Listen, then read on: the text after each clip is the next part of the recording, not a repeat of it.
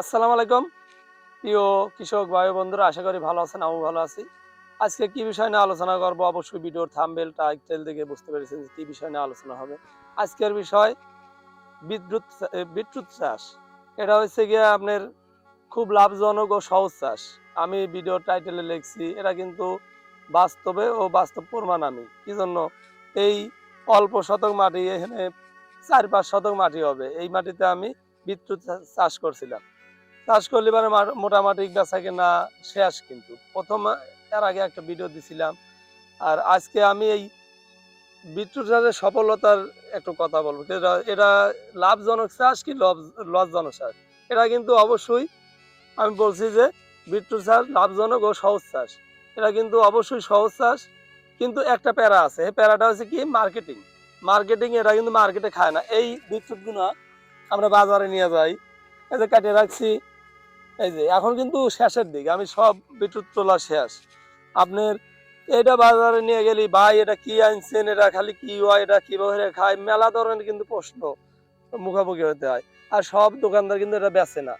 আর এটার কিন্তু উপকারিতা অনেক, আপনারা ইউটিউবে সার্চ দিয়ে দেখবেন, অবশ্যই কিন্তু আরো উপকারিতা প্রচুর পরিমাণ। আর আমি সার্চ করছি, খাওয়াও দেখছি, খালি বিক্রি না। আজ থেকে আপনার 8-9 দিন থেকে আমরা বেচতেছি, তার আগে থেকে খাইতেছি, আমার বেচা কেনা প্রায় শেষ। এই জন্য এটা কিন্তু খুবই পুষ্টিকর একটা জিনিস। আর এটা কিন্তু রোগ প্রতিরোধ ক্ষমতা সম্পন্ন একটা সবজি করতে পারেন, আপনার ঔষধি গুণসম্মত করতে পারেন। যেটা যে হিসাবে খান, এটা সালাদ হিসাবে খাওয়া যায়, এটা সবজি হিসাবে খাওয়া যায়, যে পর্যায়ে আবার এমনি আপনি কামড়া খেতে পারেন, জুস বানায় ব্যালেন্ডার করে জুস বানায় খেতে পারেন, আপনি যে কোনো পর্যায়ে খেতে পারেন।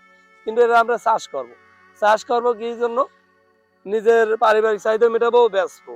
এটা কিন্তু বাজারে ভালো চাহিদা, যারা বোঝে হ্যাকারের কাছে চাহিদা চায়, যারা না বোঝে তাকে ওই বুঝাতে হয়। আর যে একদিন কিনছে সে কিন্তু পরের দিন কিনবে আসে। এই জন্য এটা আপনারা আপনার এলাকায় যদি না করে থাকে, যারা কৃষক আছেন, অবশ্যই এই চাষটা করতে পারেন।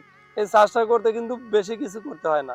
এই চাষটা করতে কি করতে হয়, আপনারা যে মূলো লাগাই ওইভাবে লাগাবেন, কিন্তু লাগাইতে ফ্ল্যাট হিসাবে না লাগায়। এই যে ধরেন বেড করছি, আমি 3 হাতে বেড করছি, তার মধ্যে ধরেন 3 হাতের মধ্যে 1 হাতের একটু 1 ফুট গেছে হলে গিয়ে দেন, আর বাদ বাকি 2 হাতের একটু উপরে আছে বেড। এই বেডে আল চাষ করে সম্পূর্ণ সার যেভাবে আপনি মূলায় দেন, ওইভাবে সব সার মিক্সচারে দিয়ে আপনার এই পেলে হচ্ছে গিয়া তেল রাখবেন। এই পেলে 5-6 ইঞ্চি পরপর, আর এই পেলে হলে গিয়া 10 ইঞ্চি। এইভাবে আপনারা একটা করে বিচি দিয়ে যাবেন, ডবল বিচি দিবেন না, দিয়া রেখে দিয়ে যাবেন। দেওয়ার পর জ্বালা যাবে, আর কোনো পরিচর্যাই নাই। আর দেখেন তো একটা পাতায় পোকা খাইছে না। এমন আর জীবনকালে মুখে 3-2বার ওষুধ করছি। ঠিক আছে, এটা কিন্তু হেজেন আমি বলছি খুব সহজ ও লাভজনক চাষ, যদি আপনি মার্কেটিং যদি বেচতে পারেন।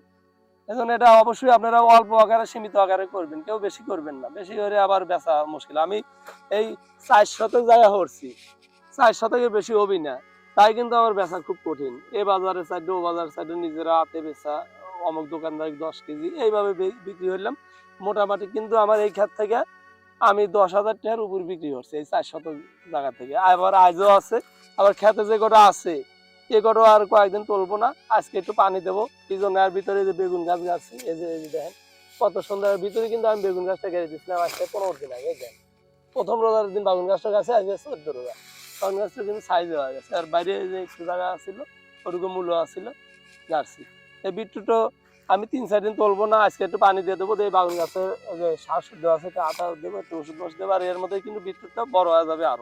আরো যে এটা ফসলটা খেতে আছে এখনো আপনার 3 থেকে 4 মন হবে। যদি 3-4 দিন আমি না তুলি আরো বড় হয়ে যাবে, হলে পারে আরো 4-5 মন হবে। 4-5 মন হলে পারে আরো 4 মনের যদি আমি কম হয়ে গেছে, তাও পাইকারি বাজারে 4,000 টাকা, 1200 টাকা মন, 30 টাকা কেজি বেচা যায়।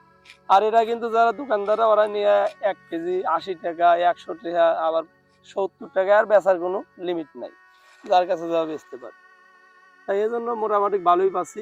আপনারা অবশ্যই এই চাষটা করবেন, এটা কিন্তু একবার সহজ। আর যেটা বললাম যে নিয়মের গাড়া, ওই নিয়মে আপনারা রোপণ হবেন। রোপণের পর জ্বালালি পারে মাঝে মাঝে একটু ম্যাংকোজিপ আর একটু পোকার জন্য হালকা পাতলা অ্যামামেটিন ওই গ্রুপ দিলে হবে। কোনো পোকাই নাই আর ছত্রাকও নাই, সোজা কথা। আপনারা চাষ করে দেখতে পারেন। আমি বাস্তবে প্রমাণ, আমি হচ্ছি ও লাভবানও হচ্ছি। সবাই করবেন। আর আমার কথাগুলো, আমার ভিডিওটা ভালো লাগলে অবশ্যই চ্যানেলটা সাবস্ক্রাইব করে পাশেই থাকবেন। আর কোনো মতামত থাকলে অবশ্যই আমাকে জানাবেন। আপনাদের কোনো প্রশ্ন আর এই বিটরুট চাষ সম্বন্ধে যদি কোনো কিছু জানার থাকে অবশ্যই আমাকে কমেন্ট করে জানাবেন। সবাই ভালো থাকবেন, সুস্থ থাকবেন। আল্লাহ হাফেজ।